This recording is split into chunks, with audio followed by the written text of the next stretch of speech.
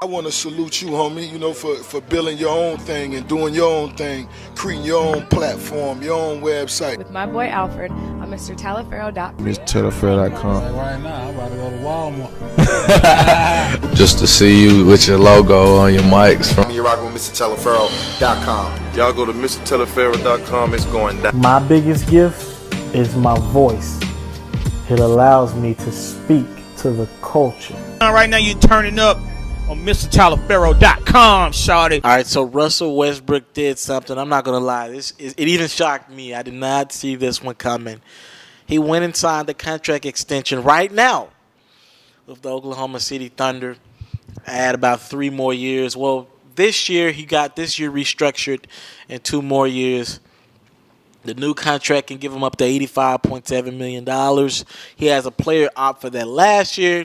This year he was expected to make about, $17 million. He's going to be boosted up to about $26.5 million, about a $9 million cap increase for him. So now he's making that max money. And for the next 2 seasons, he'll be making that. And he'll have that option in the 3rd year to do whatever he pleases. And at that point, he'll be able to capitalize on a bigger cap because he'll have 10 seasons in the league. And he can get about, 35% of the available cap room that each team will possess, and that'll be in 2018, 19, something like that. Let's break down a couple things about this deal. First and foremost, again, I told you it was a shocker to me. I did not expect Russell Westbrook to sign right now. You want to know why? Because Russell Westbrook's not a guy that dealt with a lot of injuries throughout his career. You would understand a guy sign a deal like this. Let's use Derrick Rose. If Derrick Rose was offered a max contract by the New York Knicks today, he's in the final year of his deal as well, and they offered him about $85 million, the same contract that Westbrook got, he'd sign it with no questions asked. You want to know why? Because Derrick Rose has dealt with a lot of injuries throughout his career. For Russell Westbrook to take this deal, it kind of threw me off a little bit because Westbrook hasn't dealt with a lot of injuries. Let's keep in mind the only reason why he went through knee problems is because Patrick Beverley was going for the ball in the playoffs in a series while Russell Westbrook was heading to a timeout and just trying to, stop the ball, and he ended up tearing his ACL that way. So it's not like Westbrook gets injured on any of these emphatic dunks that he goes up for. Or in the midst of gameplay, this was just like a freak injury, just a rare occurrence for him. He's been a pretty durable player. You won't find pretty much any other players more durable than him in the league. It's different from what Kevin Durant dealt with foot problems, where that's just something that, happened within his body, or other injuries. Besides LeBron James, many will argue that Russell Westbrook is the most durable athlete of our generation, especially for some of the things both of those guys do, and to just not be dealt with injuries. I mean, I really would love to know this guy's died. But for him to sign that deal now, it threw me off a little bit because he could have signed this deal at the end of the year and kept his options available. I'm not going to say this is the smartest thing, but I do respect him signing with the Oklahoma City Thunder. I won't knock him for it, but I just think it maybe wasn't the smartest move. I look at a Damian Lillard. He did pretty much the exact same thing. After LaMarcus Aldridge left, many people believe, all right, Damian Lillard is next up. He's going to be the next to go. And actually, Damian Lillard looked at the situation the complete opposite. That's why I don't know if you've seen it on my Twitter, I compare Damian Lillard to Russell Westbrook mentality standpoint. That's why they can give Steph Curry fits, because they don't care. They're killers. And when I look at Damian Lillard, he looked at that situation the complete opposite of what everybody thought he was. He said, oh, you going to leave me? This is your loss, not mine. You're leaving me. You're leaving a good situation. Wherever you go, you're not going to find another me. It's kind of like that fine, beautiful, independent woman who doesn't need that man in a relationship. He leaves thinking like, you going to struggle without me being there? No, she telling you, I'm the blessing to you. You need me. I keep your life in order. So, it's kind of that same dynamic. But in the grand scheme of things, Damian Lillard, another guy who doesn't get injured a lot, I would love to see those guys at least hit free agency. Because when we talk about Russell Westbrook and you talk about the Oklahoma City Thunder, a lot of people are high on this team. I'm not as high on this team as a lot of people are. I've heard it from anywhere from finishing second in the Western Conference to number 4. I haven't heard anything lower than 4, as far as projections for them, as far as a seeding standpoint next year.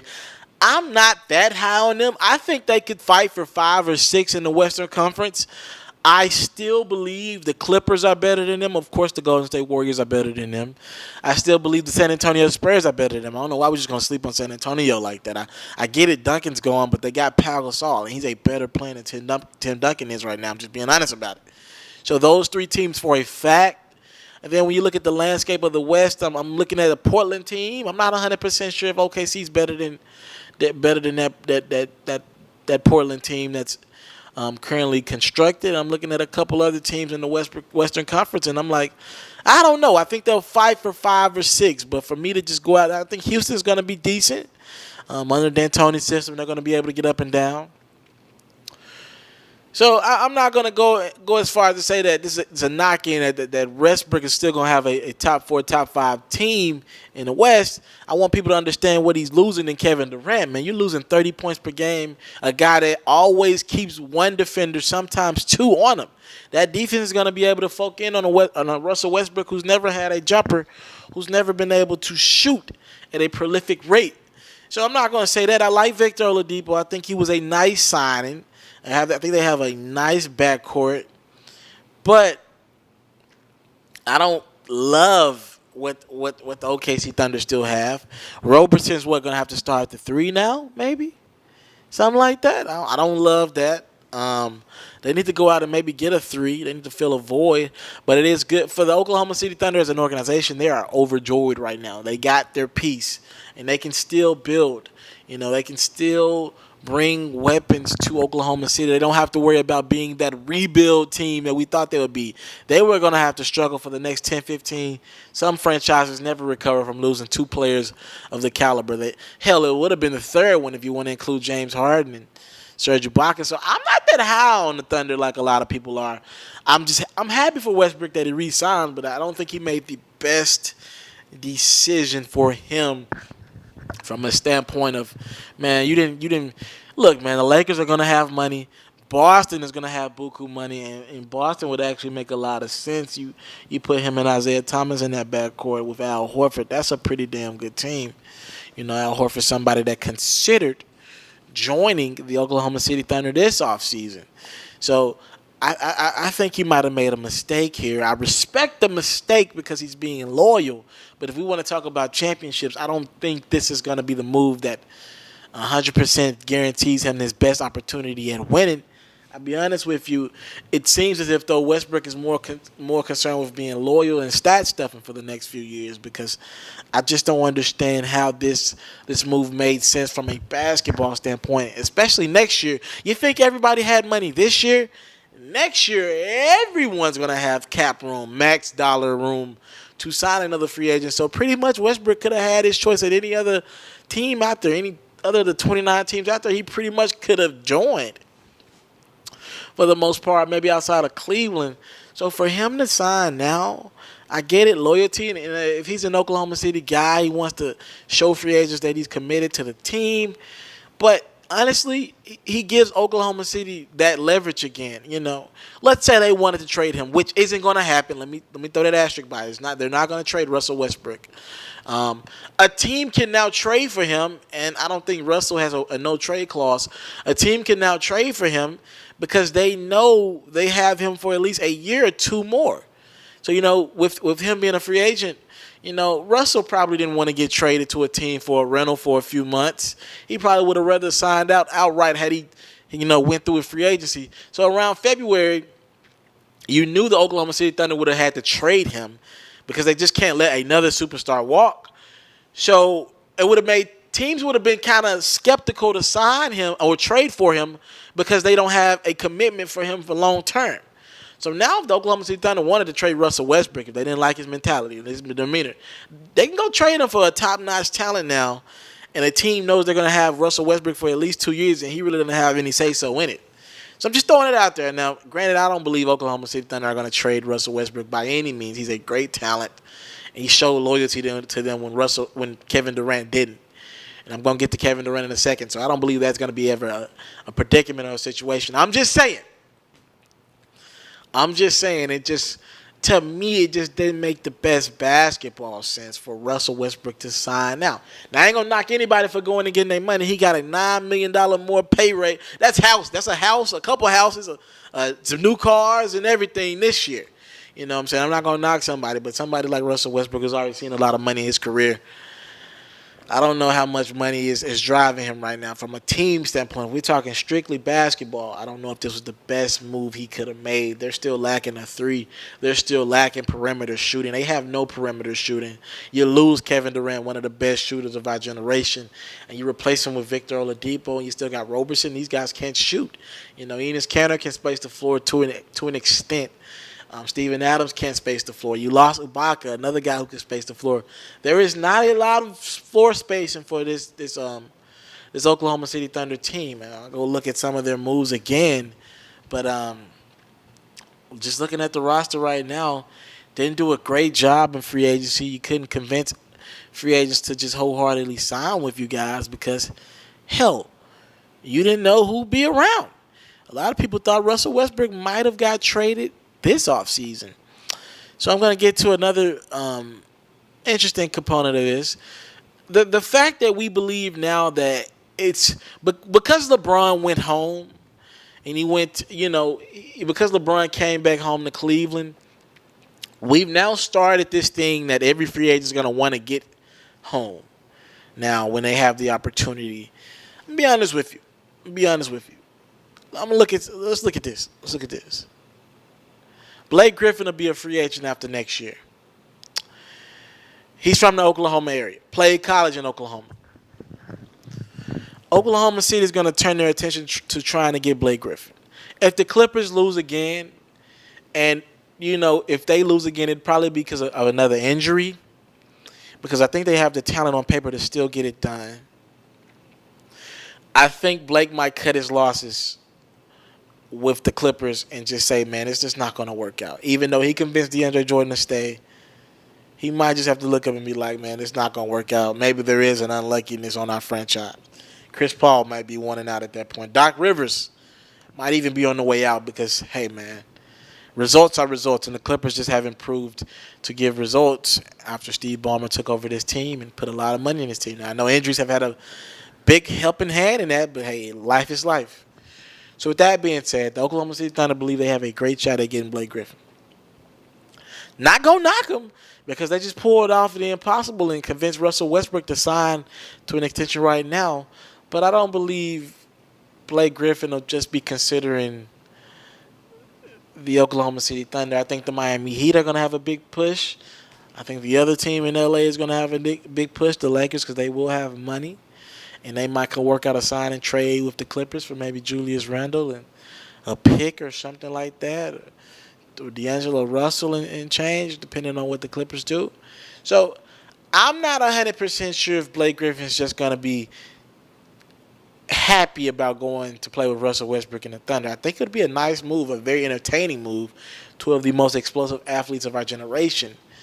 But number one, from a passing standpoint, Russell Westbrook can't get Blake Griffin the ball like Chris Paul can, and part of the issue that Kevin Durant was dealt with. He felt as though he couldn't win. I'm going to get to Kevin Durant in a minute and how he all fits in all this whole paradigm.